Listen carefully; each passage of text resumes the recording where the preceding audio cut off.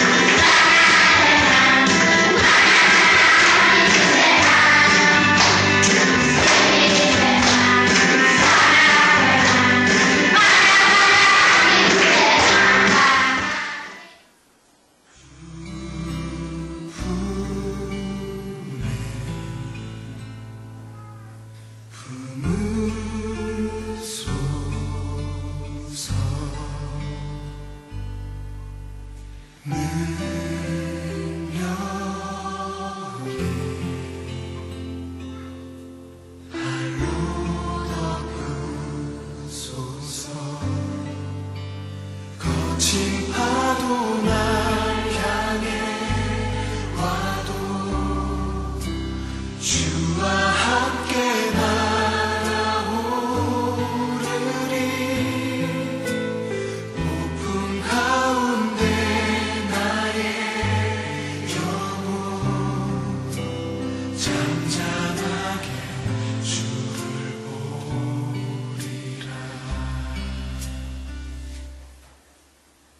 Yang murid Yesus orang turun label. Atu yang usuk setiap tu ilang, setiap orang magian ni, mau itu ni. Kalau yang tu turun mai label, yang turun mai so ni usuk di Yesus orang, bela ham, orang nyaran tu dia ham maksud ni salah. Sekarang ni yang turun mai ni lah usuk.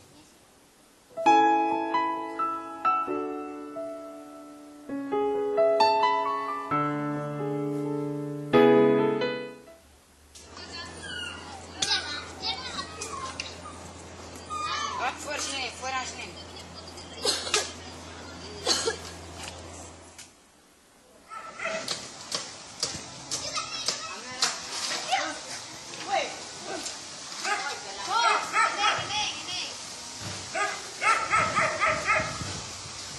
처음에는 저거를 그냥 써버리니까 다 깨져가지고 우연히 그렇게 가르친 거예요.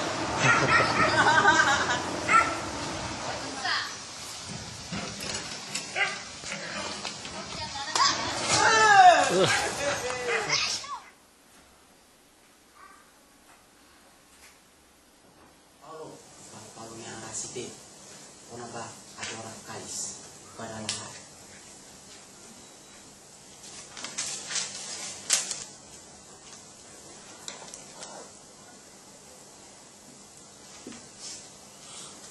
Ada orang kalis, yang apa?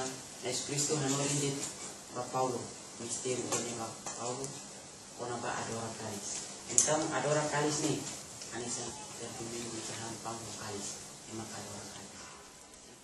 Entah kau popali kosan wajira, emang rumah hetan susah, ya kereta ni larang hetan susah, kak emang selu, wajira hetan susah, entah kosan yang hau simu, hau verta tihona, jadi pues hau popali esmola kayak. 진짜로 진짜로 진짜로 진짜로 여러분의 예수님을 사랑하나요? 진짜로 진짜로 그럼요 사랑하고 가고요. 진짜로 진짜로 Deep down down Deep down in my heart Deep down down Deep down in my heart Love you Jesus Deep down in my heart Yes I love you Jesus Deep down in my heart Deus envió Seu filho amado. para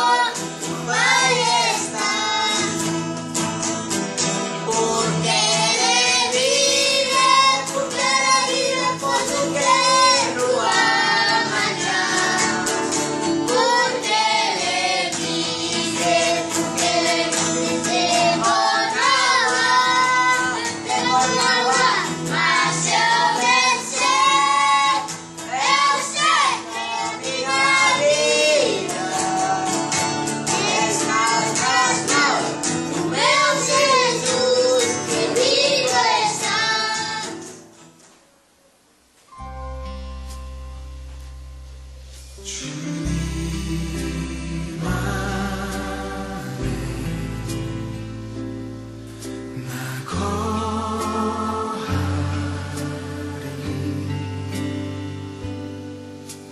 주 능력 나 잠잠히 믿네 거친 파도 날 향해 와도 주와 함께 날아오르리 폭풍 가운데 나의 영혼 잠잠하게 주를 보리라 거친 파도 날 향해 와도 주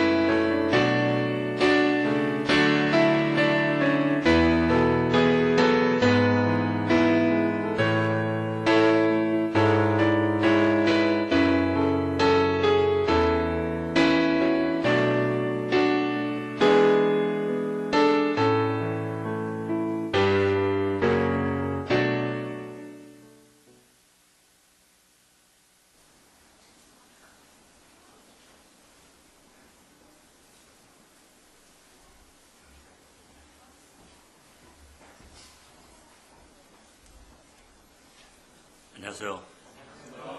네, 반갑습니다.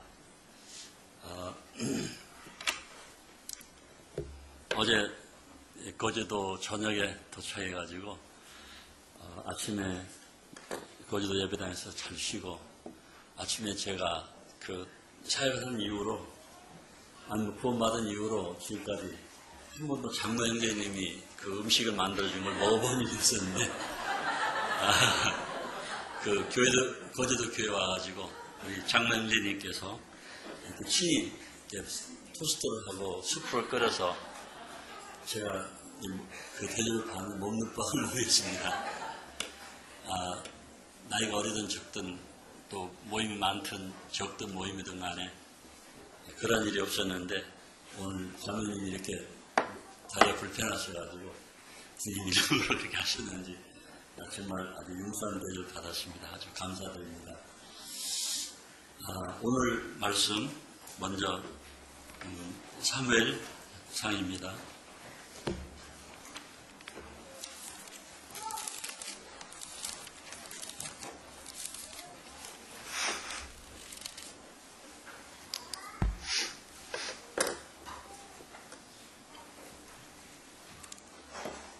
사무엘상 2장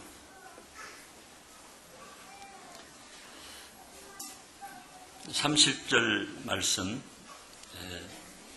중반절에 거기 30절 그 중반절에 보면은 나를 존중히 여기는 자를 내가 존중히 여기고 나를 멸시하는 자를 내가 경멸하리라 말씀을 주제로 간증과 및 말씀 교절하기를 원합니다. 다시 한번 같이 읽어보도록 하겠습니다. 시작. 나를 존중히 여기는 자를 내가 존중히 여기고 나를 멸시한 자를 내가 경멸하리라.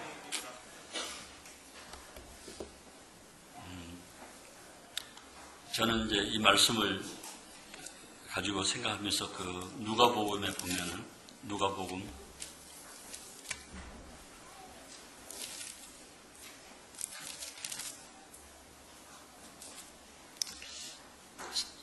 2장 52절에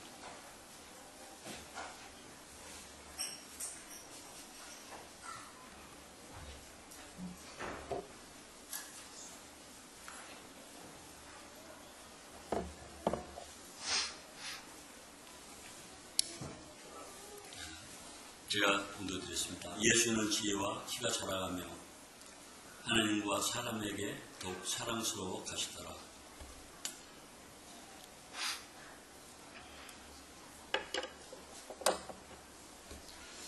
다시 요한복음 1장, 이 말씀들을 기억하시면서 요한복음 1장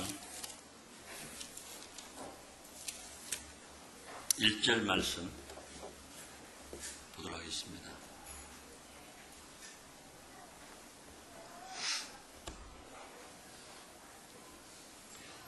요한복음 1장 1절 말씀. 태초에 말씀이 계시니라. 이 말씀이 하나님과 함께 계시니 이 말씀은 곧 하나님이시니라. 성경에는 창세기 1장 1절에 태초에 하나님이 천지를 창조하시니라 이렇게 나와 있고, 요한복음 1장 1절에서는 태초에 말씀이 계시니라 이렇게 나와 있습니다. 태초에 말씀이 계시니라와 태초에 하나님이 천지를 창조하시니라, 여기는 시간에 굉장히 긴 갭이 있습니다. 그래서 그 요한복음의 태초는 우리가 계산할 수 없는 먼 미래 태초이지만, 창세기 1장 1절에 나와 있는 태초는 그 이후에 태초인데, 성경에 보면 이렇게 되어 있죠. 요한복음 1장 1절에 태초에 하나님 천지를 창조하시니라. 이 말씀이 죄송합니다. 태초에 말씀이 계시니라. 이 말씀이 하나님과 함께 하였으니 이 말씀이 곧 하나님이시니라. 이 말씀이 함께 하셨고 그로 말미암아 만물이 지음을 받았으니 그로 인하여 지음을 받지 않은 것이 하나도 없었더라. 이렇게 이제 1장 3절까지 나와 있죠. 그래서 저는 그렇게 생각합니다. 이 말씀이 하나님과 함께 하셨고, 그리고 그 다음에 태초에 하나님이 천지를 창조하시니라. 그 말씀을 들어 이어서 이 말씀을 말미암아 만물이 창조되었으니 그로 인하여 창조되지 아니한 것들 하나 없었다. 이렇게 이제 말씀을 연결시키면 이게 딱 된다고 생각합니다. 그런데 참 이 말씀도 제가 이제 좀 이렇게 묵상을 하면서 동티모로 해서 마태는 예수 그리스도 소개할 때 예수 그리스도의 세계라 그러면서 아브라함은 뭐 이삭을 낳고 이삭은 야곱을 낳고 야곱은 12아들을 낳고 이렇게 쭉쭉 나오죠. 그리고 마가복음에서는 그 예수 그리스도의 복음의 시작을 얘기하시면서 거기 이제 그 종으로 오신 예수 그리스도를 소개하고 있거든요. 근데 누가복음에 보면은 사랑하는 디오벨로 아까 얘기한 것인데 누가가 예수 그리스도를 소개하는 걸 보게 되는데, 그래서 마태복음에 보면은 이제 그 족보를 처음부터 시작하고 있고, 또 마가복음에는 이제 그 그리스도 종으로 오신 그리스도를, 그리고 누가복음에 보면 인자로 오신 그리스도를 소개하고 있는데, 이 3복음서는 그렇게 소개하고 있는데, 이 요한복음에 보면은 태초에 말씀이 계시니라. 제가 구원받고 나서 이 말씀이 정말 어려웠습니다. 태초에 말씀이 계시니라. 이게 무슨 뜻인가? 어떤 모양으로, 어떤 형태로 말씀이 어디에 계셨다는 것인가? 굉장히 오랫동안 제가 누구한테 물어볼 수도 없었습니다. 혼자 고민하고 혼자 생활했었는데, 어느 날 기도하니까 주님이 저한테 깨닫게 주셨습니다. 그런데 이제 저한테, 제가 아직도 누구한테 물어보지도 않았고, 제가 그냥 그때 깨달은 것을 말씀드리는 것인데, 태초에 능력의 말씀 대신 예수님이 계십니다. 이 능력의 말씀 대신 예수님이 하나님과 함께 하시니 곧 능력의 말씀이신 예수님은 하나님이시니라. 능력의 말씀이신 예수님이 하나님과 함께 하셨고, 능력의 말씀이신 예수님이 만물을 창조하시니 그거로 말미암아 지어지 않은 것들이 하나도 없었더라. 이렇게 쭉 연결하니까 아주 이해가 쉽게 되더라고요. 아, 그랬구나. 그래서 능력의 말씀이신 예수님. 근데 어떻게 이 사도 요한은 그렇게 그 예수님을 그렇게 소개할 수 있었을까? 그러면 제가 이제 쭉 이렇게 좀 제 나름대로 이렇게 성경을 보고 연구를 해봤습니다. 사도 요한은 침례 요한의 수제자였더라고요. 침례 요한을 따랐던 제자입니다. 그 침례 요한에게는 두 제자가 따랐었는데 그게 바로 요한과 안드레였거든요. 요한복음 1장을 보면은 침례 요한이 보라 세상 죄를 지고 온 하나님의 어린 양이로다라고 했을 때 그때 그 침례 요한을 버려두고 이 사도 요한과 안드레가 따라왔죠. 그리고 따라오니까 예수님께서 너희가 무엇을 구하느냐라고 물었을 때 예수님이 물으시니까 이 두 제자가 하는 말이 주여 어디 계십니까? 주님 어디에 머물러 계십니까? 저는 그 말씀이 굉장한 그러니까 예수님 하나님이시기 때문에 그분이 무엇을 구하느냐라고 물었을 때 뭐 구할 수 있는 방법이 무궁한데 그들이 구했던 것은 주님 어디 계십니까? 그 어디 계십니까? 바로 하나님을 구했다는 것입니다. 제가 그 말씀을 이렇게 생각해 보니까 사무엘에 가서 보니 거기 솔로몬을 보니까 그렇더라고요. 솔로몬이 1천 번제를 드려놨을 때 하나님께 밤에 이 꿈에 계시를 하셔가지고 네가 무엇을 이기를 바라느냐, 무엇을 구하냐고 물었을 때 저는 제 아비 다윗에게 주신 이 많은 백성들을 제가 재판할 수 없으니까 저에게 지혜를 주십시오. 그래서 지혜를 구했더라고요. 그러니까 하나님께서 솔로몬에게 지혜를 줄 뿐만 아니라 너에게 네가 구하지 않은 부도 구하지 않아야 했고 그래서 이제 북의 요한을 너에게 주겠다. 이렇게 말씀하시는 걸 보게 되는데 이 요한과 이 안드레는 예수님께서 무엇을 구하냐 물었을 때 주님이 어디 계십니까? 그 말씀은 굉장히 중요한 말씀이라고 생각합니다. 그 이후로 이렇게 요한이 예수님 따르면서 기록했던 것들을 보게 되는데 요한을 보면은 요한은 그 아버지 세베대와 그리고 어머니 슬롬의 속에서 태어난 이라고 제가 분별합니다. 그래서 야고보와 요한은 같은 형제가 아니죠. 그리고 세베대는 그 갈릴리 호수에서 그 고기 잡는 배를 여러 척 가진 선주였다고 이렇게 나와요. 이렇게 보여집니다. 그리고 그 선주였던 그 세베대가 그 소주이기 때문에 그 갈릴리 바다에서 고기 잡혀하는 그런 일들이 있었는데 그때 이 베드로와 동생 안드레가 그 세베대의 배를 빌려가지고 고기 잡이를 했었다라고 이렇게 분별합니다. 그것은 로마 그 교황청 바티칸에 있는 신부가 그 자료를 뽑아가지고 그 이야기해준 것을 제가 이렇게 그 책에서 읽은 기억이 있습니다. 그렇기 때문에 세베대는 그 굉장히 부유했고 그래서 아마 그 세베대 아들인 요한이 예수님께서 붙잡혀가지고 그 가야바 법정에 들어갔을 때 그때 베드로는 들어가지 못하고 밖에 있었는데 그 요한이 베드로를 데리고 들어오는 걸 보게 되거든요. 근데 베드로는 나이가 많은 상태였지만 뭐 그런 사람들을 알지 못했는데 요한은 나이가 20세 미만의 약반은 청년으로 보여지는데 그런 그 어린 요한이 그 가야바 그 안나스 법정에 거기에 이렇게 들어갈 수 있었다는 것은 그 부모의 배경이 예루살렘까지도 이렇게 크게 이렇게 그 영향을 끼치는 그런 집안을 알게 되는데요. 제가 놀라운 것은 그 어린 요한이 어떻게 일찍 이 영적인 일에 관심을 가졌는가 하는 것이었습니다. 일찍이 그가 구했던 것은 정말 하나님을 구했던 그런 것이 어디서 왔는 것인가? 저는 그런 것이 침례 요한으로부터 받은 것들이라고 생각합니다. 배운 것들이라고. 그러니까 오늘 침례 요한은 저녁 때 제가 얘기를 하기로 하고요. 말씀을 교류하기도 하고 오늘은 기록된 말씀을 통해서 좀 제가 깨닫고 또 제가 그 동티를 있었던 일들을 배경으로 말씀을 전하기 원합니다.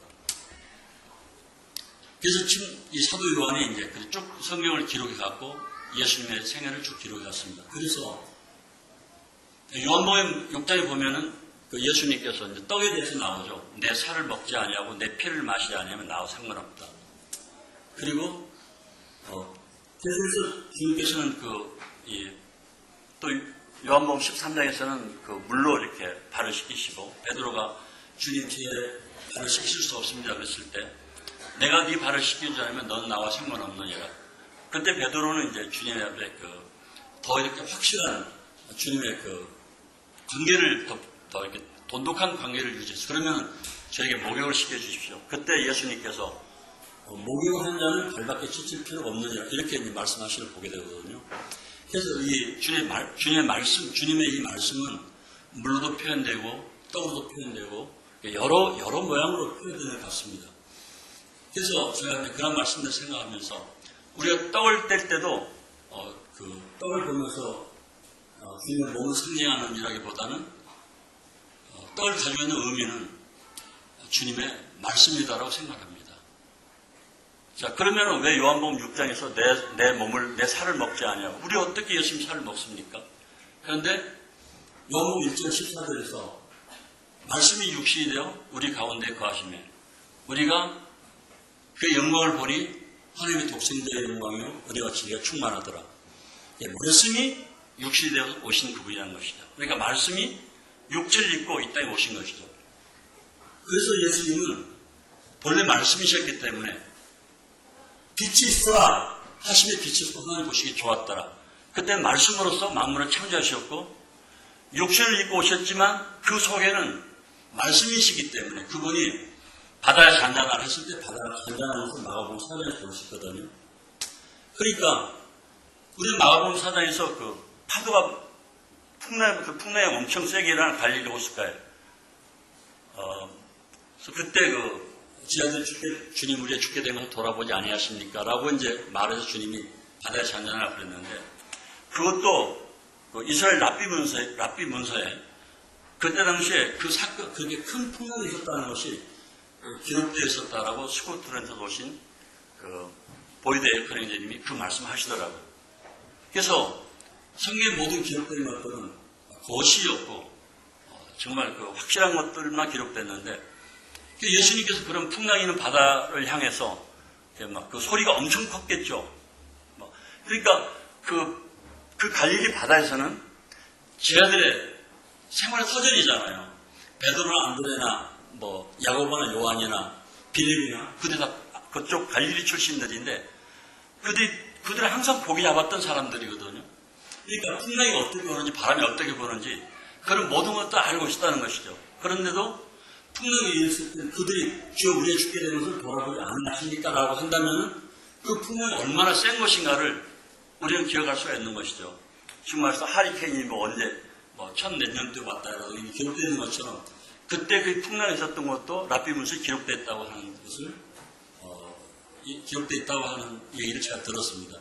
그러니까 엄청 큰 풍랑이었는데 그때 그 예수님께서 그런 그 큰 풍랑을 향해서 이렇게 외칠 때 주님이 큰 소리를 외쳤겠는가? 저는 그렇게 생각하지 않거든요. 왜냐하면 이사야에서 보면은 그런 큰 소리를 내지 아니하고 들리지 아니하였다 이렇게 기록되어 있거든요. 그러니까 그분이 바다에 잔잔하다. 그 말씀이 능력이기 때문에 그 말씀으로 그렇게 했을 때 풍랑이 잔잔했다라는 것을 보게 되는데 이처럼 주님은 육신을 입고 이 땅에 오셨지만 그분은 바로 하나님이시라는 것이죠. 그로 말미암아 만물이 창조됐다는 것입니다. 우리는 하나님의 만물을 태초에 하나님의 천지를 창조하시니 할 때 물론 그 삼위의 하나님의 일이시지만 그러니까 실제로 그 일을 이루신 분은 골로새 보면은 예수 그리스도 말미암아 만물이 창조됐다. 또 히브리서도 그렇게 나와 있고 그런 예수님이 태어나서 자랄 때 또 사무엘도 마찬가지지만 그가 태어나서 자랄 때 사람들에게 사랑스러움을 입은 자로 자라났다는 것입니다. 오늘 사무엘상 2장에서 나를 존귀한 자가 나의 존귀함을 나를 존중히 여기는 자가 그가 존귀 여기를 받을 것이다 라고 이제 말씀해 읽었는데 그러니까 하나님을 존귀하게 여기는 자를 하나님께서 그를 존귀하게 만들어 주신다는 것이죠. 그 말씀을 주제로 제가 말씀드리는 것입니다. 예수님은 태어날 때부터 그리고 태어나서 자라면서 사람들에게 사랑스러움을 입으면서 자랐다는 것입니다. 저는 동티모르 사역을 하면서 동티모르 아이들에게 항상 그것을 주지시키고 있습니다. 동티모르는 95%가 천주교 국가입니다. 그래서 그들이 정말 그들이 섬기는 대상은 경배의 대상은 예수 그리스도 아닙니다. 그들이 섬기는 대상은 카톨릭은 다 그렇다라고 제가 동티모를 보면서 카톨릭은 그렇지 않은가 생각이 되는데 그들이 섬기는 대상은 마리아입니다. 예수 그리스도 아닙니다. 그리고 거기서 구원받은 우리 형제들에게 제가 물어봅니다. 마리아는 누구이고 예수 그리스도는 누구냐 물었을 때 이렇게 얘기를 합니다. 경배의 대상이 첫 번째 마리아, 두 번째 요셉, 세 번째 하나님, 네 번째 성령, 다섯 번째 예수님. 예수님은 그들 생각 속의 예수님은 항상 어린 아기 예수. 그래서 크리스마스 때는 모든 학교에서 거진 다 거의 95%가 가톨릭이니까 천주교에 가면은 그 학생들이 순이가 안고 있는 인형으로 만들어진 어린 예수에게 다 입을 맞추고 지나간다는 것이죠. 시편 2편에 보면은 내 아들에게 입을 맞추라 이렇게 나와 있기 때문에 다 입을 맞추는. 그런데 구원받은 우리 제자자매는 그걸 보고 웃었다 그러더라고요. 이 아기 어린 이 인형이 무슨 의미가 있느냐. 그러니까 그걸 예수 그리스도 상징하는 것이죠. 그것도 입을 맞추고 지나가는데 그들 머릿속에는 예수 그리스도는 어린 양, 어린 아이 예수 그리스도. 마리아 품에 있는 그 요셉은 뒤에 서 있고 그런 어린 아기 예수 그리스도. 그리고 나중에는 십자가에 못 박힌 예수 그리스도. 그 두 가지가 나오잖아요. 천주교 만들어진 그 우상들 있잖아요. 우상들. 그 마리아 우상에 가면은 사람들이 기도하잖아요. 거의 다 기도하거든요. 마리아 우상에게. 그게 마리아. 그리고 예수님은 항상 그 품에 안겨 있는 어린 아기. 그리고 나중에 십자가에 못 박힌 그리스도. 그래서 저는 꼬마에게 물어봤어요. 아직 초등학교는 안 들어간 꼬마인데 제가 봤어요. 예수님은 믿으라고 이제 삼위일체 주일학교를 하고 있기 때문에 하니까 나는 예수님 안 믿어요. 그러더라고요. 왜 예수님 안 믿냐 하니까 그런데 예수님 안 믿으면 왜 오느냐 그러니까 간식 먹으러 온다고 그러더라고요. 그럼 왜 예수님 안 믿냐 그러니까 예수님은 어린 아기고 그리고 나중에 십자가에 힘이 없어서 십자가에 못 박혀 죽은 사람이다. 그러니까 안 믿는다. 마리아를 믿는다는 거예요. 그리고 이제 거기는 그 신이 온다고 이제 그러니까 길가에 이 바나나 나무를 잘라가지고 그 바나나 나무 줄기로 이렇게 꽃처럼 이렇게 동그랗게 해가지고 바나나 나무가 이 정도 굵거든요. 굵기가 바나나 나무가 이 정도 굵습니다. 우리가 보는 이런 조그만 게 아니죠. 그런데 그 바나나 나무를 잘라서 여러 개를 잘라가지고 길에 쭉 세워놓습니다. 두 줄로 아치처럼 개선 장비 들어올 때 그 아치 만드는 것처럼 두 줄로 세워놓고 그리고 이렇게 그 바나나 이파리나 줄기로 이렇게 꽃처럼 만들어가지고 쭉 세워놓습니다. 그들 나름대로는 이제 모양을 내서 그리고는 오늘은 하나님이 오신다고요. 그걸 저희들이 봤어요. 그 하나님이 어떻게 오냐 그랬더니 이제 우리 형들이 얘기하기를 천주교 가면은 옆에 이렇게 마리아 상 있잖아요. 그 마리아 상을 가지고 나와서 어깨에 미고 걸어가면은 바로 하나님이 오시는 것입니다. 그러니까 마리아는 하나님이시죠. 그리고 그 마리아가 그 집에 들어와서 앉으면은 그때부터 축전을 벌리거든요. 돌리는 사람들은 이제 그 밴드 가라오케를 하루 빌리는데 100불이거든. 100불. 11만 원 정도. 그리고 그 사람들 한 달 월급이 고등학교 교사가 160달러. 그러니까 17만 원 정도 받는 것이죠. 그런데 그 가라오케를 하루 종일 빌리는데 11만 원 정도 가는 것입니다. 제가 무슨 얘기인지 아시겠어요? 고등학교 교사 월급이 16만 원인데 그 가라오케 기계를 빌려서 하룻밤 그 노래를 부르는데 10만 원이에요. 그러니까 엄청난 투자죠. 지금 말해서 헌신하는 거죠. 그래서 그 가라오케를 빌려가지고 밤새도록 마리아를 기쁘게 해드린다고 밤새도록 노래를 합니다. 그런데 처음에는 뭐 사람이 별로 없으니까 그렇겠지만 그냥 세상 노래를 하는데 잠을 못 자죠. 자고 나면 머리 아프죠. 언제까지? 아침 8시까지. 주로 이제 리듬만 들려오거든요. 붕딱 붕딱 거리게 들어있으면 머리가 막 둥딱둥딱 하니까 정신 하나도 없습니다. 자고 나면. 그런데 그렇게 하는 것이죠. 자, 안 믿는 사람들이 그렇게 마리아 우상을 기쁘게 해드리기 위해서 그렇게 월급 16만 원 받는 사람이 11만 원을 하루 종일 투자하는 그런 일들. 거제도 모임 형제자매님들도 헌신하셔가지고 큰 예배당 가셨으니까 제가 헌신한 것에 대해서 참 아름답게 생각을 합니다. 그러나 그들의 힘을 보면 정말 우리는 상상할 수 없는 이제 그런 일들을 벌이거든요. 그러면서 그게 바로 하나님을 믿는 거라고 이렇게 생각을 하죠. 그래서 우리 아이들에게는 제가 항상 그걸 가르칩니다. 성경이 최고다. 성경만큼 중요한 건 없다. 성경은 우리의 목숨보다 훨씬 소중한 것이다. 성경을 제대로 알아야만이 하나님을 알 수 있고 예수 그리스도를 만날 수 있고, 성경을 알지 못하면 바로 까막눈이 돼서 지옥으로 갈 수밖에 없는 것이다. 그래서 성경에서 그럼 뭘 말하냐? 창세기 1장 1절부터 요한계시록 20장 21절까지 예수 그리스도에 대해서 소개하고 있다. 그러면 이 성경에서 말하는 예수 그리스도는 누구시냐? 그분은 하나님이십니다.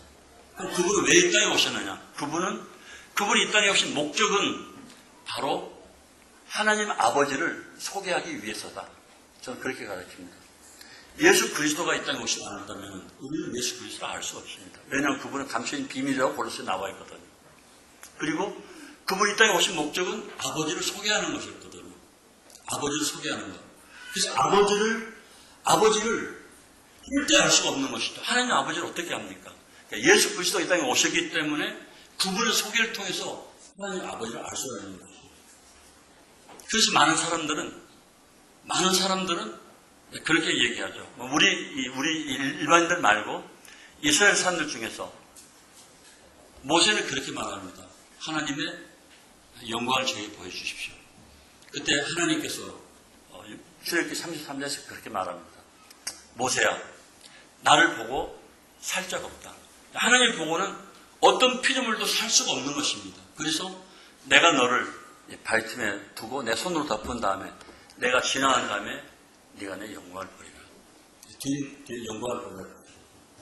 하나님 얼굴을 보고는 살 수가 없다. 또 요한복음 14장 말씀을 잠깐 들어있습니다.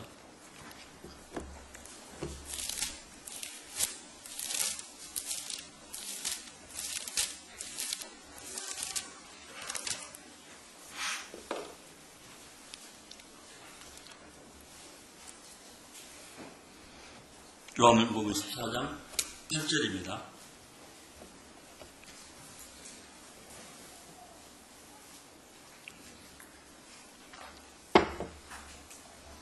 빌립이 이르되 주의 아버지를 우리에게 보여주시옵소서. 그리하면 축하하옵나이다. 예수께서 이르시되 빌립아, 내가 이렇게 오래 너희와 함께 있으되 너희가 나를 알지 못하느냐? 나를 본 자는 아버지를 보았거늘 어찌하여 아버지를 보이라 하느냐?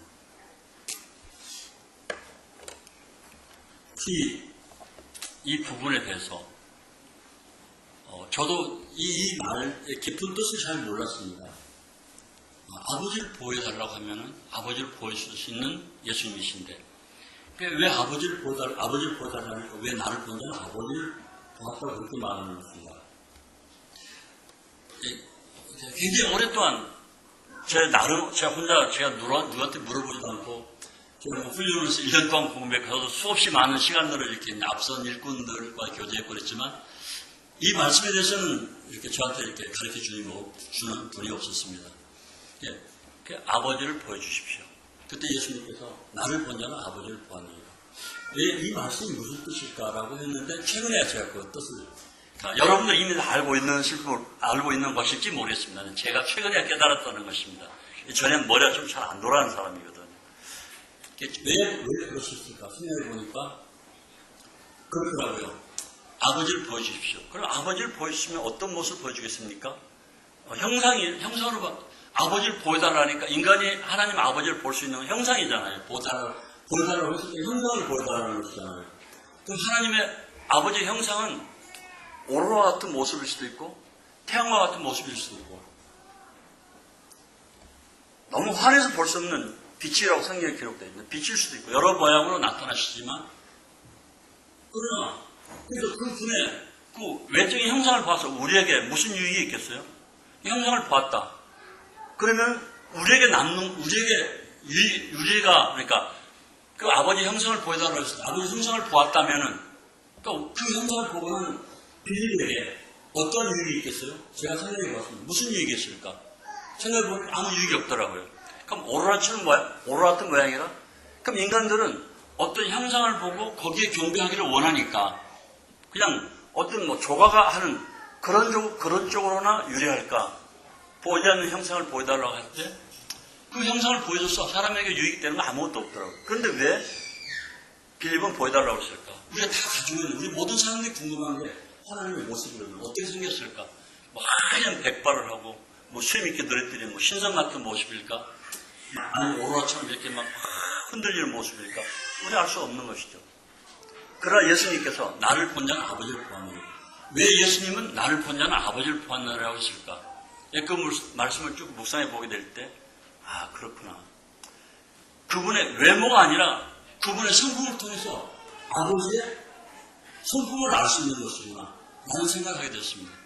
그래서 예수님은 상한 갈대를 꺾지 아니하고 꺼져난 등불을 끄지 아니하고, 그리고 벗어도 달라면 속옷을 벗어주는 분, 오른뺨을 치면 왼뺨을 대는 분, 오리를 가다면 심리를 가시는 분, 헐벗고 굶주리고 소외당하고 정말 병들고 슬픈 인간들에게 그분은 자기의 모든 것을 드리는 함께 하시는 분이라는 것. 그 신실하심과 그 능력이 역사의 힘이 있지만 그분은 그 눈높이를 맞춰서 우리가 원하는 모든 것을 우리에게 해줄 수 있는 분, 그리고 우리를 이해하실 수 있는 분, 그리고 아무리 악한 죄인이라도 그와 돌아오는 받을 수 있는 넉넉한 마음을 가지신 분, 어떤 원수라도 사탄의 마음에 사신 우리까지도 그 생명으로 우리를 건지시기를 원하실 분입니다. 바로 그분의 그 모습이 바로 아버지의 모습이었더라고요. 그러니까 그 예수님의 그 하신 일들을 통해서 아버지를 보게 되는 것이죠. 그래서 예수님께서 그 다음에 내가 한 말을 너희가 믿지 못하겠거든. 내가 한 그 일로 인하여 나를 믿더라. 그러니까 예수님이 하신 그 일들, 그로 인하여 내가 하나님 아버지는 그런 분이시라는 것을 내가 나타낸 그것을 믿으라고 그렇게 우리들이 가르쳤더라고요. 그래서 제가 동심으로 있는 아이들한테 가르칠 때 예수님은 하나님이시다. 그분은 만물을 창조하신 분이시다. 그리고 그분만이 우리에게 소망이다. 너희들이 믿는 마리아도 예수님이 이 땅에 오시기 위한 한 도구로서 사용되어질 뿐이다. 교회는 동티모르는 천주교회가 진짜 엄청 크거든요. 엄청 큽니다. 교파교회는 그냥 조그맣지만 이런 개신교는 조그맣지만 천주교회는 아무튼 외부에서 지원이 이렇게 천주교 돈이 많으니까 와서 큰 건물들을 가지고 있는데 제가 그렇게 말합니다. 이런 모든 건물, 이런 모든 것들은 다 의미가 없다. 왜냐? 교회는 본받은 성도들을 말하는 것이고 요한복음 10장에 나와 있는 것처럼 불러내는 물이 그리스도, 그게 교회다. 그리고 그 사람이 아닌 건물들은 아무런 의미가 없다. 그래서 예수 그리스도를 말미암아 마리아가 필요 없고, 예수 그리스도를 말미암아 교회가 세워졌고, 예수 그리스도를 말미암아 우리가 구원을 받았고, 그리고 우리가 교회로서 지체를 이루었고, 이런 모든 것들이 예수 그리스도 때문이다.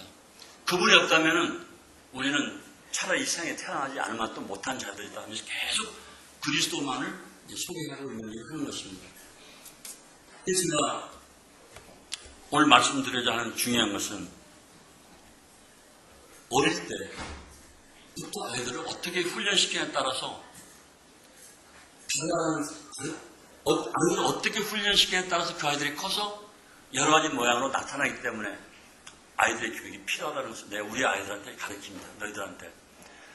어릴 때 심은 나무를 똑바로 잡아주면 그 나무가 똑바로 자라가지고 나중에 비면은 큰 제목으로서 사용될 수 있다. 집을 짓거나 큰 건축할 때. 그런데 어릴 때 멋대로 길게 나무를 놔둬버리면 나중에 불 때는 쏘시기를 밖에는 쓸모가 없게 되는 나무가 된다. 그래서 제가 이제 그런 생각을 해봅니다. 똑같은 군인인데 어떤 군인을 가냐에 따라서 육군으로 내가 비하하는 발언을 하는 것은 아닙니다. 그런데 똑같은 3개월 훈련을 받아도 해병대가 3개월 훈련 받는 것과 육군이 3개월 훈련 받는 것은 많이 다르거든요. 제가 느낄 땐 달라요. 그리고 같은 해병대를 하더라도 들어가서 수색돼서 훈련을 받는 것과 또 일반 해병으로서 근무하는 건 다르거든요. 그러니까 해병대에 가서 수색대로 들어가면은 아주 고강도 훈련을 받거든요. 근데 그 기간이 그렇게 길지 않습니다. 불과 몇 개월이거든요. 그래도 일반 해병대들이 받는 훈련도 세지만 수색대에서 받는 훈련은 진짜 세거든요. 또 UDT라든가 공수부대라든가 이런 특수훈련 받은 사람들은 정말 고강도 훈련 받고 세거든요. 또 다시 북한에 들어왔다 쉼터가 나온 사람들 그런 사람들 훈련은 다릅니다. 그런데 똑같은 나이에 똑같은 훈련 기간을 통해도 또 남한의 군인들과 북한의 군인들이 또 다르다는 것입니다. 북한의 군인들은 진짜 그냥 제가 보진 않았지만 어떤 영상으로 봤을 때 진짜 고강도 훈련 받은 사람들이고 그들은 확실히 다르거든요. 똑같은 사람인데 그걸 생각하면서 우리가 아이들을 어떻게 교육시키냐에 따라서 정말 최고의 인격자로서 훈련시킬 수도 있고 그냥 복날 되면 잡아먹는 그냥 그런 똥개처럼 그렇게 훈련시킬 수 있다는 것입니다. 그러니까 확실하게 아이를 기르자면 안 된다라고 하는 생각이 제가 가지고 있었기 때문에 논산에서도 동팀으로서도 계속 그 중고등학교 청소년 사역에 정말 열심히 다니고 있습니다. 동팀으로 애들은 아까 그 꼬마 나왔었죠. 그 보험산업 십자가 걸어놓고 보험산업 했었죠. 초등학교 6학년입니다. 정말 복음 잘 전합니다. 어른이 됐든 아저씨가 됐든 딱 붙여주고 몇백년도 저기 내가 저 아저씨하고 복음 전해 그러면 내 하고 가서 바로 성경책 가져가서 바로 복음 전하거든요. 거기서 29살 먹은 그 아니카라고 하는 요번에 이제 아이를 잃었는데 그 자매하고 초등학교 그 3학년짜리 벤자민이라고 하는 애가 구원을 받았거든요. 확실히 열매가 있습니다. 그리고 그러니까 우리나라에 저도 또 이제 논산에서 계속 그 주일학생들을 해봤고 중고등학생 가르쳤고 또 대전 내동교습도 해왔기 때문에 우리나라의 아이들과 걔들하고 이제 그 차이를 제가 아는 것이죠. 어떤 차이가 있느냐? 첫 번째로는 그 아이들은 새벽 5시에 일어납니다. 여기 오니까 새벽 5시에 일어나는 사람들 별로 없더라고요. 분명히 새벽 5시에 일어납니다. 그리고 이제 베르난도 같이 초등학교 6학년짜리 걔는 때로는 4시에 일어납니다. 그래서 목욕하고 혼자 조용히 나와서 불 켜고 성경을 봅니다. 5시에 일어나서 7시간 성경을 보고 조지 뮬러의 그런 가르침을 제가 이렇게 이용하고 있습니다. 조지 뮬러가 맨 처음에 조지 뮬러 영성의 비밀이라는 책을 보면 그렇더라고요. 처음에는 10년 동안 먼저 이렇게 기도하고 그다음에 성경을 봤더라고요. 근데 그 이후로는 조지 뮬러 어떤 계기가 있었는지 바꿨습니다. 먼저 성경을 보고 거기 깨달은 말씀을 가지고 기도하고 그리고 주일날 그 말씀으로 메시지하고 그랬는데 먼저 기도하고 말씀 봤을 때보다도 먼저 말씀 보고 그 말씀으로 기도했을 때 굉장히 큰 역사를 하나님께서 이뤘다고 하는 이야기를 해주시 그 책에 보면 나와 있거든요. 그래서 저도 그렇게 시작을 했고 동팀으로 아이들에도 그럽니다. 그러니까 아이들이 먼저 성경을 봅니다. 계속 성경을 보죠. 구원받는 아이들이 하루에 2시간씩 성경을 보면요. 굉장히 많습니다. 진짜 많아요. 그래서 그 아이들에게 제가 나이가 있으니까 언제 제가 이 세상 떠날지 모르니까 그 아이들에게 내가 떠난다 하더라도 너희들이 해나가라고 계속 얘기합니다. 계속 주지시킵니다. 내가 떠나간다 하더라도 너희는 사람을 바라보지 마라. 그리고 선교사들 와서 돈 주는 거 이런 거 바라보지 마라. 너희들은 오직 예수 그리스도만 바라봐. 그리고 나도 죽고 너희들도 죽는다.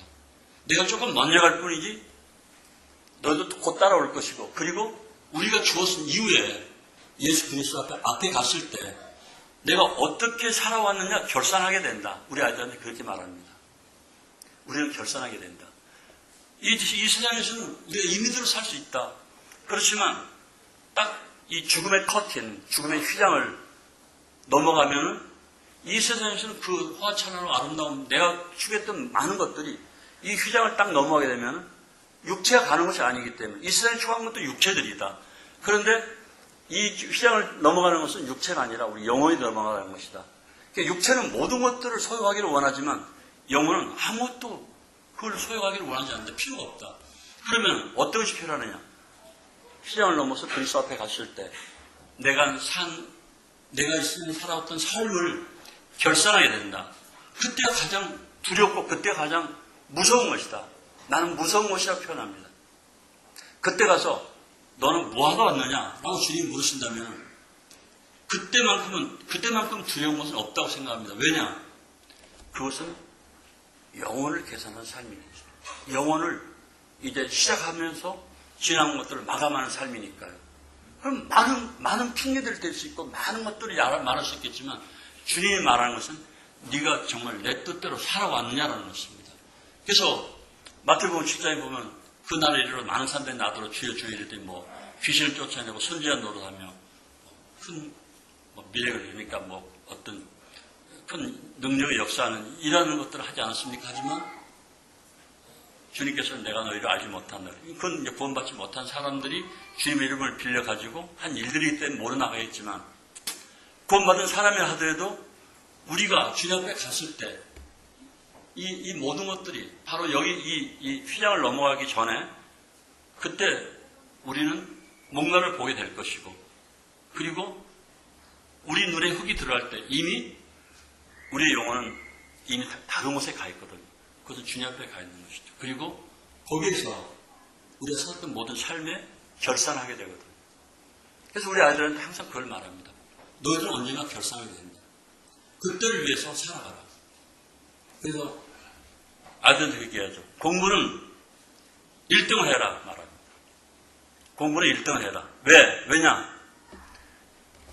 공부를 1등을 해야만이 선택권이 넓어진다. 그리고 할 수 있으면 학교 교사라든가 많은 사람들을 상대할 수 있는 직업을 가져라. 그것은 복음을 전하기 위한 목적이 있는 것이지 먹고 사는 데 의미가 있는 것이 아니다. 그리고 용접을 하기를 원하는 기능 쪽으로 나가기를 원하는 사람은 그쪽으로 나가라. 그쪽으로 나가도 공부를 해야만이 선택권이 주어진다. 그렇게 해서 계속 가르치고 있는데 애들이 새벽 5시, 7시까지 큐티하고 그리고 7시 되면은 이 주먹빵이라고 있습니다. 근데 주먹에 반만한 바게트 그거 하나씩 먹고 그리고 학교를 갑니다. 학교 갔다 오면은 아이들이 일을 하죠. 채소를 갖고 와야 먹으니까 채소 사 먹기 비싸니까 동태문 물가 엄청 비쌉니다. 그래서 채소도 자급자족을 해야 되는 지금 자급자족을 하고 있습니다. 몇 년째. 그래서 아이들이 물을 주고 김 내고 아까 그 영상 보았잖아요. 돼지 기르고 그래서 올해는 돼지를 2마리 잡아먹고 개를 2마리 잡아먹었거든요. 우리가 그런 것들이요. 다 사먹기는 비싸니까. 고등학교 1학년, 중학교 1학년부터 고등학교 1학년 사이에 돼지를 잡으려면 1시간 만에 돼지를 잡아 다 치고 버립니다. 딱 잡아서 물 끓여서 부은 다음에 털 다 벗기고 부위별로 딱 잘라가지고 정확하게 해서 딱 저한테 주거든요. 그러면 이제 돼지 척냐고 머리는 먼저 먹게 하고 고기는 넣어놨다가 이제 조금씩 애찬도 쓰고 이렇게 쓰는데 정말 그런 것들 잘합니다. 우리나라 애들은 대학생들도 그렇게 하면 무서워하고 도망하고 그럴 거예요. 걔들 눈도 깜짝하지 않고 하거든요. 그것은 가르치기 때문인 것입니다. 우리 자녀들에게 어떻게 가르치냐에 따라서 달라지는 것입니다. 제가 수년 전에 한번 읽은 책이 있습니다. 그 책을 여성 중앙인가 여성 조선인가 잘 모르겠는데 거기 읽었습니다. 거기 보니까 의친왕에 대해서 나왔더라고요. 고등 아들이 영춘왕이고 영춘왕 아들이 의친왕이죠. 의친왕은 그 아버지 영춘왕이 일본에 가서 이방 여사와 결혼했죠. 경력 결혼했죠. 불모로 잡혀갔다가. 그리고 나서 이제 남계 의친왕이죠. 의친왕은 미국에 가서 복덕방을 하다가 죽은 것으로 알고 있습니다. 근데 그가 8살 때 부산 태종대로 배가 오게 돼 있었는데 한 겨울이었습니다. 1월달인가 그랬는데 부산 태종대로 배가 오게 돼 있었는데 그 배를 타려고 이제 모든 사람들이 기다리고 있었습니다. 그 배가 와야 되니까. 그런데 얼마나 추운지 거기에 보니까 거기에 참석했던 한 대신이 거기 글을 써놨더라고요. 이렇게 돼 있더라고요. 영하 몇 도에 되는 추위였다. 바람은 세게 부딪히고 태종대의 그 매서운 바람이 살갗을 파고드는데 많은 대신들이 추워서 몸을 움켜쥐고 바람을 등에 지고 이렇게 그 바람을 등에 지고 그들이 다 이렇게 몸을 움츠리고 있었더라. 그때 8살 먹은 어친양이 차례 짜서 서가지고 2시간 동안 다 이들이 있었다는 것입니다. 눈도 깜짝 잡고 2시간 동안. 그런데 그분이 쓴 책에 역시 왕족은 다르더라. 있었더라고요. 그러니까 우리는 누굽니까? 왕족이거든요. 만왕의 왕신 왕의 자녀들입니다. 우리는 왕족들이거든요. 우리가 어떤 모습을 살아야 되는 것인가? 어떤 모습을 가르칠 것인가? 그 8살 먹은 그 요친왕이 그런 2시간 동안 그 추위를 딱 찾아서 서가지고 그 인내하게 있었던 것은 그 가르침이었기 때문이거든요. 어떻게 가르침에 따라서 정말 값없이 가르칠 수 있고 어떻게 교육시키냐에 따라서 정말 최고의 리더로서 가르칠 수 있거든요. 그래서 저는 동팀을 할 때인데 최고의 리더로 자라기를 원합니다. 너희들은 그리스도 일꾼으로서 이 세상을 지배하는 확실한 꿈을 가지고 살아라 그렇게 가르치고 있습니다. 그래서 아까 그 중학교 3학년에 메시지 하잖아요. 그 중학교 3학년에 메시지 합니다. 제가 그 아이를 자주 강단에 세웁니다. 그러니까 37살 먹은 처음 명문에 나온 그 형제가 그러더라고요. 왜 쟤를 강단에 세우느냐고. 그리고 이제 막 질문하려고 그래요. 시비 걸려고 제가 그랬습니다. 다음 주일날 요한복음 14장 가지고 퀴즈 대회를 하겠다. 요한복음 14장을 다 숙제하고 오라. 그래서 이제 그 다음 주 일요일날 제가 상품을 딱 10개를 걸어놓고 오늘은 퀴즈 대회 하는 날이다. 형제들만. 그래서 형제 중에서 맞추는 사람은 이 상품을 가져갈 수 있다고 10개를 갖다 놓고 퀴즈 대회를 했습니다. 그런데 아까 그 말씀을 전한 형제가 중3짜리가 마테우스입니다. 마테우스 형제가 6개를 가져왔어요. 6개를 맞췄기 때문에. 근데 거기 37살짜리 그 명문대 나온 형제는 하나도 못 가져왔거든요. 부끄럽죠. 자기는 10일 했는데. 그래서 제가 그랬습니다. 아는 만큼 가르칠 수가 없다. 나이가 먹었다고 되는 것이 아니다. 돈이 많다고 되는 것도 아니다. 세상 지식이 많은 것도 되는 것도 아니다. 하나님을 예수 그리스도 똑바로 알고 그분을 똑바로 전할 수 있는 자가 그분의 능력으로 가르칠 수 있는 것이다. 이렇게 말합니다. 지금은 초중학생, 중학생, 고등학생, 대학생 이 아이들이 다 한 10명쯤 되는데 교육을 받고 있습니다. 아주 잘합니다.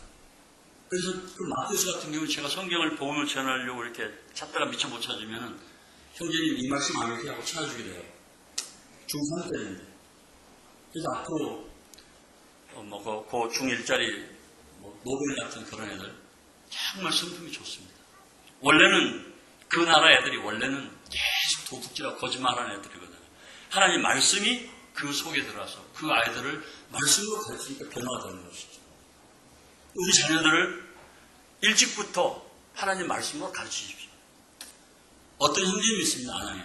그 형제님은 굉장히 가난하십니다. 사역을 오래 했는데 어떤 일이 하면 브로콜 찌어가지고 옛날 담장이 있죠. 담장에 브로콜 이렇게 집어넣는 담장. 그 일을 그 세멘트로 그 브로콜 그 담장 벽을 만드는 일을 했습니다. 지하 반지하에서 아들 둘, 딸 둘, 또 부부 6명이 살았습니다. 굉장히 어렵게 살았는데 그 큰 아들이랑 그 집에서 나올 때도 친구들이 보고 야, 너 저기 사냐 할까 봐서 미리서 나와서 집 뒤에 있다가 뛰어나가지고 학교 가고 그랬다더라고요. 그런데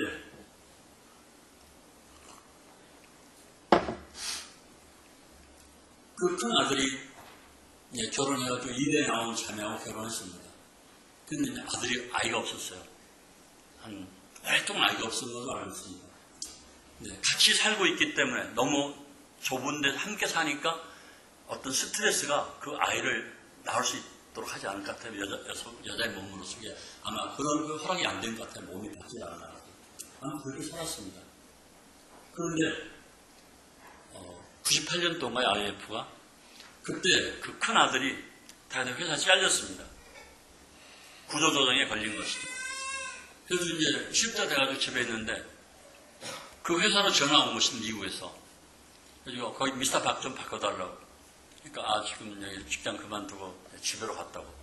그 전화번호 알려달라고 해서 그 박형제 전화번호를 가르쳐 주니까 미국에서 박형제한테 전화 온 겁니다. 미스터 박 너 왜 회사에 안 나갔냐? 나 잘렸다. 그래? 그럼 내가 너한테 한 가지 제안을 하겠는데 내가 돈을 붙일 테니까 네가 중국에 가지고 비단을 사다가 한국에서 나염을 해가지고 미국으로 보내주라. 그렇게 얘기를 한 겁니다. 그래서 그렇게 하겠다. 10만 불이 왔습니다.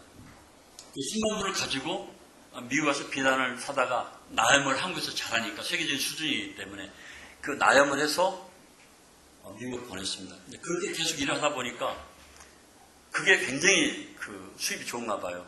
불과 얼마 안 돼가지고 그러니까 뭐 이렇게 한 1, 2년 사이로 예배당을 먼저 그 돈을 받아 그 수익금을 먼저 예배당을 먼저 지었습니다. 먼저 주님 앞에 드렸어요.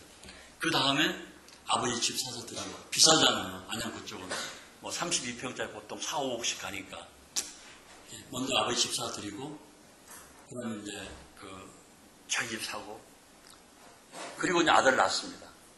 그 따로 분가하면서 아들 낳고 그 다음에 이제 뭐 누나 집 사주고 동생네 집 사주고 지금은 상가를 여러 개 샀죠. 근데 그분들이 그 아버지가 가르친 한 가지가 있습니다. 그것은 새벽 4시에 일어나서 말씀 보고 기도하는 거였습니다. 계속 수년 동안 그렇게 해왔습니다. 하나님 말씀 보고 기도하는 거예요. 그래서 제가 저는 평생에서 나를 찾는 자가 나를 만날 것이요 나를 사랑하는 자가 내 사랑을 입을 것이니라. 나를 간절히 찾는 자가 나를 만날 것이야. 거기 간절이라는 말이 새벽 원어로 보면 새벽에 나를 간절히 찾는 자가 이렇게 나왔고요. 그러니까 그분은 하나님 말씀대로 가르친 것입니다. 비록 가난했지만 그 말씀대로 가르쳤을 때 나중에 그 자식이 복받는 걸 보게 되거든요.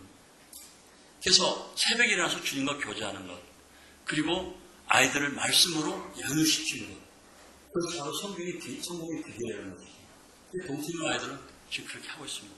그렇기 때문에 대학교 4학년짜리가 왔는데,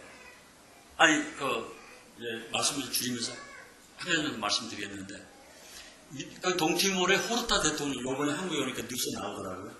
그 호르타 대통령은 노벨 평화상을 받은 분이고 그분이 추천해가지고, 그러니까 김대중 대통령 그 노벨상 받을 때 그분이 추천한 분이거든요. 호르타 그 대통령이. 그분이 호주에 1년씩 유학 가는 애들을 학비를 대줘가지고 장학금 줘가지고 호주에 유학시켰습니다. 근데 그 중에 두 번째 갔다 온 애가 소알레스라고 하는 친구인데 그 친구가 천주교인이었는데 이제 호주 갔다 와서 개신교를 바꿨나 아마 오순절 개통에 개신교를 바꾼 것 같아요. 동티모르는 천주교를 믿다가 개신교로 바꾸면 침례를 받으려고 할 때 목매달아 버리거든요. 때로는 칼로 그냥 죽여버리고 하고. 아무튼 뭐 죽지 않으면 죽을 만큼 까무러치게 매를 맞든지 그렇게 하는데, 그러니까 다 이 구원받은 청년들이 굉장히 많았는데 다 도망가 버립니다. 침례식 받으라면 다 도망가 버리거든요. 그런데 이제 그 호알레스가 호주 갔다 온 다음에 그 형제간들이 이제 죽이려고 하니까 저한테 왔더라고요. 봄이 되니까 내가 천주교로 돌아가야 되느냐, 아니면은 여기서 그 예수님을 믿고 가야 되느냐, 그런 어떤 그런 지금 갈등 그런 거 상담하러 온 것 같아요. 그래서 굉장히 고민하고 있었는데 그 베르난도 왔어요. 그 초등학교 그때 5학년이었거든요. 그리고 이 소알레스는 지금 이제 한국 대사로 오려고 지금 공부하고 있는데 그때는 고등학교 영어 교사였거든요.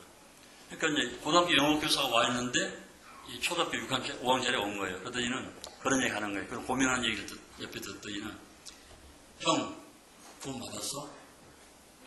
초등학교 6학년짜리가 고등학교 교사한테 물어보더라고. 형 구원 받았어? 그러니까 구원 받았냐고. 그러니까 그 썰베이션이냐, 그건 살바싸움이거든요. 그러니까 포티가 받다라는 건데, 포티 살바싸움 오나까 구원 받았습니까? 물어보는 거예요. 그러니까 이 소알레스가 구원 받았다 그러면은 이게 믿음이 없다고 그럴 것이고, 구원 안 받았다 그러면 그 구원 안 받은 사람이 무슨 이렇게 교회 예신교라고 그러나 이럴 것 같으니까 아무 말을 못하고 그냥 가만히 있는데 그 초등학교 5학년짜리 그러는 거예요.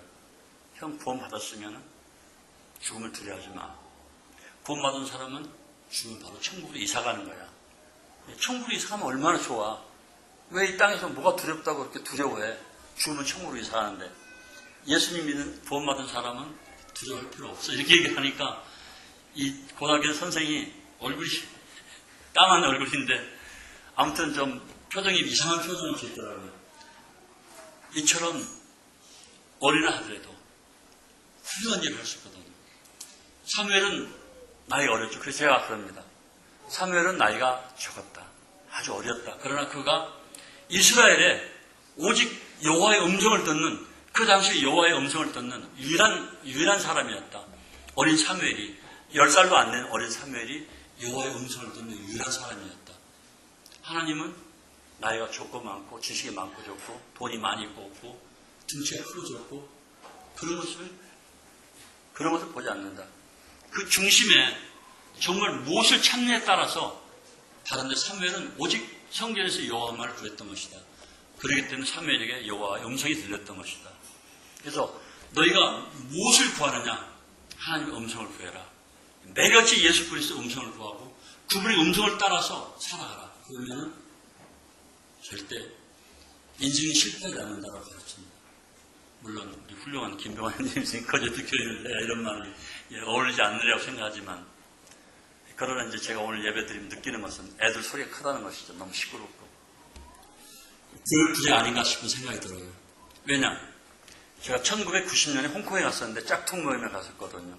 거기 갔더니 애기 엄마들 다 애기를 안고 서서 예배를 드리더라고요. 전부 다 이렇게 애기 엄마들이 뒤에 서가지고. 근데 애기가 막 애기를 이렇게 잡아 당긴다거나 꼬인다거나 그런 일이 없었어요. 전부 다 조용하니, 애들도 조용하니, 그대로 조용한 예배를 드리면서, 그때 제가 대전 내동교에 있었는데, 내동교에 일부러 유아방을 놔두고 그래도 시끄러운데 어떻게 이렇게 조용한 예배를 드릴 수 있는가. 지금 생각해 보니까 어린아이지만 교육을 잘 시킨 거예요. 어제 이렇게 와가지고 우리 외손자를 보면서 유라 하고 이렇게 하니까 웃더라고요. 그러니까 그 아이가 들으니까 웃지 않겠습니까? 아, 이 자식 되게 못생겼냐고 이러면 아마 인상 썼을 거예요. 그러니까 유라, 너 이뻐. 그러니까 웃었을 거예요. 걔가 뭘 알아요? 듣는다는 거죠. 꼬마들도 듣는데 초, 중 3, 1, 2, 3 초 1, 2, 3 애들이 왜 못 듣겠습니까? 그렇지 않았기 때문에 그렇거든요. 동팀으로 초등학교부터 거기 성인들까지 구원받은 애들은 한 사람도 감사 기도를 안 하는 일이 없습니다. 다 감사 기도를 합니다. 정말 감사 기도를 잘합니다. 주일날은 말씀을 가지고 나옵니다. 하나님 옆에 드려질 예물을 가지고 나오죠. 말씀을 펴놓고 감사 기도를 드립니다. 그런데 고등학교, 대학생들보다 훨씬 이 초등학교, 중학생들이 훨씬 더 영적으로 성숙해 있습니다. 그것은 왜? 먼저 구원받고 먼저 침례받았는데 그만큼 성숙해 있기 때문이거든요. 그러니까 고등학교, 대학생 애들이 이 아이들을 보고 배웁니다. 그리고 거의 이렇게 가르칠 수가 없어요. 왜냐면 성경을 자기가 더 많이 아니까. 그러니까 어떤 힘이나 족구대, 축구대 이런 것은 더 잘하지만 성경만큼은 이 초중생들 더 잘하기 때문에 고대생들이 초중생들한테 시비를 못 겁니다. 그래서 개인교사 할 때도 그 고등학생이나 어른들이 초중생들한테 부탁합니다. 오늘은 내가 누구하고 교제하기를 원합니다. 그래서 교제를 억지로 시키는 게 아니라 선택하거든요.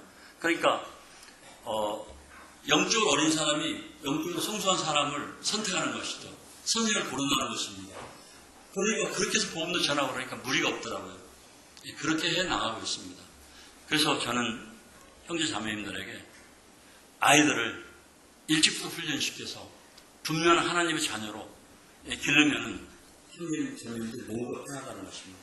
제가 보니까 정말 놀랐어요. 한 거야. 애들한테 야, 밥 먹어라, 밥 먹어. 한 숟가락만 더 먹어. 그래서 제가 이번에 이제 4박 5일 동안 우리 아들 내외가 와 있었거든요. 그게 이제 식당에 밥을 먹으러 왔는데 아들이 그러는 거예요. 우리 큰 손녀 딸 보고 야, 너 여기 앉을래? 저기 앉을래? 여기 앉을래? 저기 앉을래? 어디 앉을 거야? 물어보네. 왜 그래? 앉으라고 해서 그냥 앉게 만들어. 왜 여기 앉아? 저기 앉아? 그걸 왜 애한테 물어봐? 그러면 걔가 나 할아버지 있는 자리에 앉을 거야. 그러면 나보고 아버지 저리 옮기세요. 그럼 나 손녀도 앉힐 거야? 제가 막 혼내켰어요. 그리고 먹는 것도 갖다 줘. 배고프면 먹게 만들어. 사정하지 마. 왜? 부모라고 사정하냐? 왜? 그래서 제가 그런 생각을 합니다. 삼성가는 삼성가대로, 영국에 있는 왕실들은 왕실대로, 미국에 있는 정치가든 정치가대로 그들이 그 자녀에게 가르치는 패턴이 있습니다. 절대 그렇게 안 한다고 생각합니다. 근데 우리 아이들 스스로 똥개처럼 만들어버립니다. 왜 쫓아니까 한 손을 먹으라고. 애들 스스로가 엄마 나 배고프니까 밥 주세요.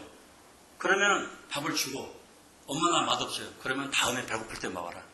충분히 먹을 수 있거든요. 왜냐? 제가 군대 있을 때 너무 배고프니까 어떤 상병이 하얀 걸 먹다 버리더라고요. 떡밥이 쫓아왔는데 보니까 무꽁랑이더라고요. 배고프니까 아무것도 먹을 수 있어요. 아무거나 다 먹을 수 있어요.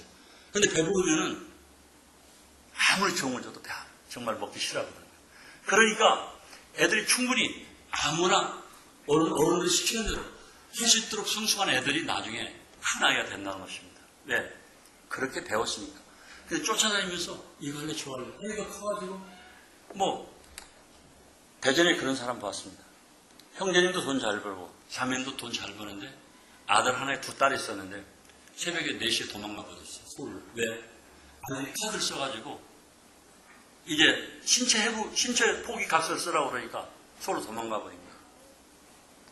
그것들은 교육의 부재라고 생각합니다. 그래서 형제자매님들 노후가 편하려면은 젊은 세대입니다. 나이 먹은 세대가 아니라 어릴 때부터 분명히 가르치면 노후가 편합니다. 저희들도 동팀으로 이제 아이들에게 저희가 나이가 먹어서 이제 더 노후가 가기 전에 분명히 가르쳐서 그 아이들이 확실하게 이 동티물의 전체를 어우르는 일꾼이 될 수 있도록 그렇게 아이들에게 입력시키고 너희들은 그런 사람이 돼야 돼. 분명하게 계속 주입시킵니다. 그러면 그렇게 할 수 있거든. 어떤 걸 가르치느냐에 따라서 달라지는 것이고 장군의 집안으로서 장군을 가르치면 장군이 될 것이고 그냥 가르치지 않으면 나중에 기껏 쫄림밖에 더 되겠습니까? 그래서 그런 이 성경 말씀을 통해서 예수 그리스도 인격을 닮은 나를 본 자는 아버지를 보았느니라 하는 것처럼 나를 보고 예수님을 믿어라. 당신은 어떻게 해서 그렇게 됐습니까? 할 때 예수 믿는 사람이야 라고 소개할 수 있는 그런 성숙한 사람으로서 잘 자랐을 때 존귀함을 받게 된다는 것입니다. 존귀하게 아이들이 내가 사랑하는 아이가 아니라 남이 사랑을 해주는 아이로 기르는 것이 지금 시대 최고의 교육이라고 생각합니다. 나는 너무나 사랑스러워 막 그러는데 남들이 싫어하는. 그래서 어떤 교회 보니 그런 분이 있더라고요. 여자분이 젊은 주부한테 그러더라고요. 내 교육 좀 똑바로 시키 자매. 자식 이쁜, 그러니까 네 자식 이쁘면 너나 이쁘지 남도 이쁜 줄 알아? 남이 이뻐하는 자식으로 길러. 그런 얘기입니다. 그러니까 네 자식이 너나 이쁘지 다른 사람도 이쁜 줄 알아? 그런 얘기를 제가 직접 들었는데 제가 이런 말씀 전하는 것은 여러분들이 시비 걸고 가르치려고 하는 게 아니라 우리나라의 미래를 위해서 정말